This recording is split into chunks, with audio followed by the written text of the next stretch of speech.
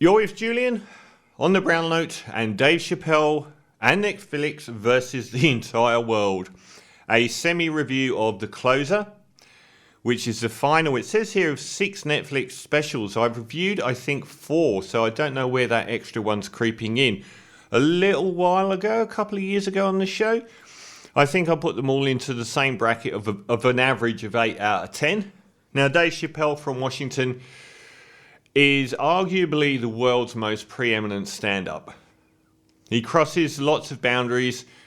He made his name with the Chappelle Show in the early 2000s, which lasted for 2 seasons, and was into the production of the 3rd, and he walked away because he wouldn't stomach studio interference in his art and went silent for about 8 years and developed an enormous amount of kudos. The show itself became a cult favorite. And by the time he returned to the live arena, he was able to get $30 million for a stand-up. And he's done very well out of that, because apparently there's 6 Netflix specials now. And The Closer, which was only... when I reviewed some of the others, when they were broadcast, they might have been filmed 2 years before. This one was actually filmed, I think, in August, in late August, so it's actually a fairly fast turnaround this time. It has become the most controversial stand-up of the modern era. The most complained about. Netflix are under fire. I saw in today them trying to make out that trans woman who works for them has been suspended over tweets, along with 2 other staff, but the reality was that all 3 were suspended trying to gate crash a senior management meeting. It had nothing to do with the tweets. Astonishingly, in this modern era of capitulation by gun-shy corporations, Netflix have stood by him. Now, I think that this is probably the most important stand-up of the modern era. Now, I have never seen a comedian... I like dark humour. I like Doug Stanhope. I like, all of these people that are in the margins of comedy but have become really successful now. These very edgy comedians that say things, some post-Bill Hicks would be a way of putting it, or post-George Carlin, usually politicised, and usually make very offensive jokes as well, because comedy is the vanguard of human discussion. Comedy is an area where you can probe around the margins to get the essential truths out of things that are too hard or problematic to say in any other mean. It's almost like poetry. It's almost like you can distill the essence and the ideas into this succinct thing called a joke, the same way you could with saying something in 2 lines in a poem that might otherwise take 10,000 lines to get across the concept of. I've never seen a comedian of his stature take so fearlessly such incredibly unforgiving and offensive content to such a wide platform as Netflix. This isn't like a small version of someone like Doug Stanhope. This is something that he might actually bulk at doing. I think there are a lot of things going on with The Closer which are really important. And I don't think it's his funniest special, but one of the notable things about it, it doesn't try to be. It is the summation of all of his other specials and the approbation and the abuse that he got for jokes about transgender people, which has been the main thrust of the media outrage about it, and also gay people and various other groups that he's been accused of treading on. This is a man staring down the zeitgeist. This is comedy, what it should be, which is taking everything in the world at the moment and running a bulldozer through it. This is one of the most unapologetic stand-ups I've ever seen. And I think it's important for a lot of reasons. There are many jokes in here which are offensive. And it makes you ask the question, why not? Why can't we have jokes that are offensive? There is a part of the zeitgeist today that has become fascistic. I hate using the terms that the right use. Political correctness gone mad. Woke. Cancel culture. These are the words of the right. Yet there is some validity in some part of it, which is that we have now focused so heavily on people being offended that we close down discussion, we don't allow anyone to breathe. There is this fascism at work in the totalitarian application of cancelling people for a tweet 10 years ago, for a stupid sentence. And we will hunt these people down online, and there will be these groups of people that will latch onto them, and then corporations will abandon them out of fear. And they come crawling apologetically back. I'm pretty sure I heard a female DJ on FBI, give this long verbose apology for playing this Egyptian song because she was a white woman. This is not where I want culture to be at, or where I want art to be at, where you cannot challenge anything. Everyone has a right to be offended and express that. It doesn't mean that you have a right to shut everything off. And uncomfortably, that puts me in a similar bracket to a lot of these blowhard right-wingers that talk about cancel culture and so on. But the thing that I love the most about this closer is everyone runs in fear of it, and he didn't. He not only did he stare it in the face, he threw fire on top of the oil as well. And I thought it was an incredibly brave set to do. I also think it is anti-soundbite. You can take any soundbite, and I love that. I love the fact that it's unapologetically anti-soundbite. You can take sentences out of this and it's the most offensive things ever. But it was an entire tapestry over the course of it. A lot's been made about the DaBaby, the rapper that came out with homophobic comments and was cancelled by society for it. He's virtually lost his career. He's lost loads of festivals for saying stuff, really horrible stuff about gay people on stage. Again, in a few sentences. And that's become a big bugbear, like Dave Chappelle's excusing him, Dave Chappelle's trying to get him unbanned, and so on. That's not what I got from it. I got a really interesting, intelligent use of that issue. At the start of the show, he makes the point that DaBaby in real life killed a man in Walmart. DaBaby is a black man. He shot and killed another black man in Walmart in, I think, North Carolina. We'll say North Carolina. And he got away with it. He wasn't charged with murder. He got let off. It was deemed self-defense. And at the start of the closer, Dave Chappelle makes this point about how DaBaby could kill a black man in Walmart and it didn't damage his career. But if he offends gay people, he's cancelled.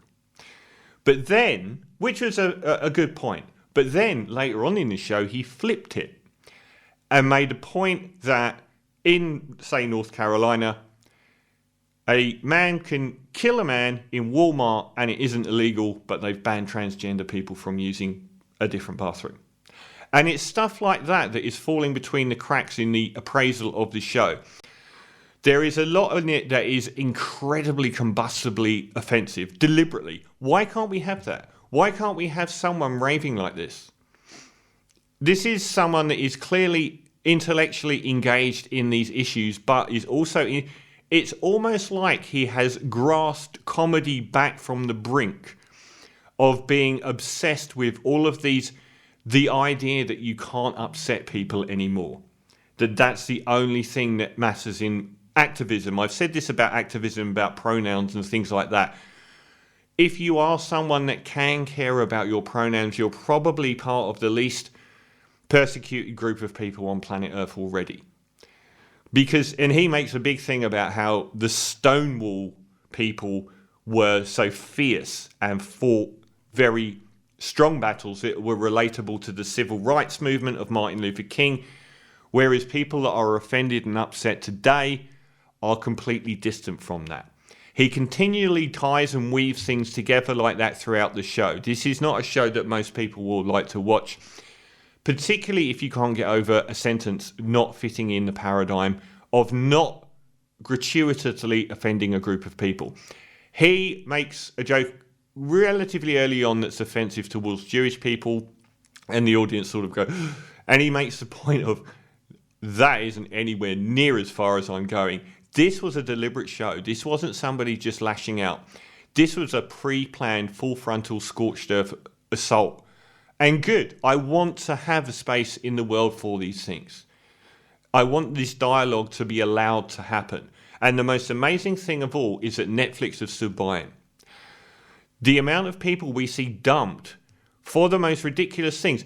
There was a real estate agent in Australia this week that lost his job because he said that he didn't want to buy goods from China, but he wanted to buy Australian owned. In no way can that be considered equal with losing your job. You should be allowed to not buy. If you don't think that China has decent human rights, then you shouldn't be. You should be allowed to say that you don't want to buy goods from them without losing your job. Where will this end? If you want to say, I want to buy Australian made goods, he has been slammed as a racist and lost his job. Where will this end? We are pushing people further and further down into silence. Everyone's too scared to speak. And then Dave Chappelle stands up. And actually, I don't think the material in this one was as misguided as some of the trans jokes he made in previous specials. Everything here was deliberate. He's made some stupid comments before in some of them. And he's made some very intellectually interesting ones. I loved his previous bit about a gay person, a lesbian, and a transgender person in a car. And when the transgender person gets in, they love him, but they know it's going to take twice as long to get there, or her, or they. And I thought that was a good point to make. And he also makes a point about how he's jealous of the gay movement, about how well it is being run, and how well they're kicking goals compared to the civil rights movement. And he ties an awful lot of it back to race.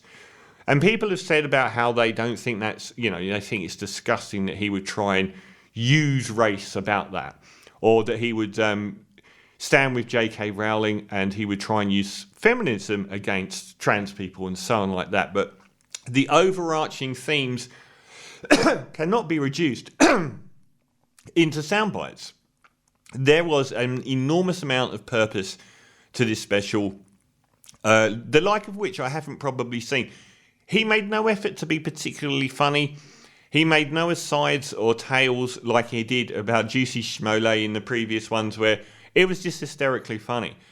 This was an unflinching scorched earth look at the world today, and I thought it was incredibly relevant. I thought it was very brave. I thought it was far more articulate and interestingly thought about in advance and bravely delivered than it's being given credit for. And it refocused the notion that comedy can be offensive just to be offensive. And I thought that was important. So I'm going to give Dave Chappelle's I think probably the most important comedy special of the modern era, and a real rarity in someone standing up to the mob in the most unflinching and brave manner, and going through everything that we're not allowed to say and talk about, and not caring, and just going for it. And I thought that was really quite refreshing. So if you got precious sensibilities, you are going to get so offended at this, but ultimately you're allowed to be offended. And I've never seen a corporation stand by somebody in the same manner as well. They're not stupid, Netflix. They understand that they're going to lose. They've even said that they will lose people that are working with them. But I cannot stand the society we've got where we can cancel people so easily over such small things and take away everything they have just because people are upset. And it's like what the movie The Right Thing, the Spike Lee film I reviewed earlier this year. It doesn't take the overwhelming consensus of people. It takes a few bad actors. Just like in that film, a riot is caused by the actions of two very self-centered people, one of whom deliberately wants to whip up controversy wherever they go. This is what's happening online now. It's not the bulk of public opinion. It's small fractional people coming forward that will be monumentally offended by the usage of a word. As we saw with Sam Frost, the use of the word segregation got her cancelled for using a word. I saw a review in a music magazine called Pitchfork Online, the world's biggest music magazine, where they attacked a white female singer called St. Vincent for using in her songs twice in her album the words 911, the American Emergency Code. How have we got to a point where that is something that is important, where she cannot use 911 because she's white. This is a ridiculous world we're living in at the moment. We have taken everything that should be activism and applied it to semantics. We care about sentences more than issues. And this was something that shot a thunderbolt through that for me. So Dave Chappelle, I think the best, if nowhere near the funniest of his sets. This was a much more politicized, fierce, and powerful set, which made me think a lot and challenged me, and I want to be challenged. So I'm going to give Dave Chappelle, The Closer, a 9 out of 10.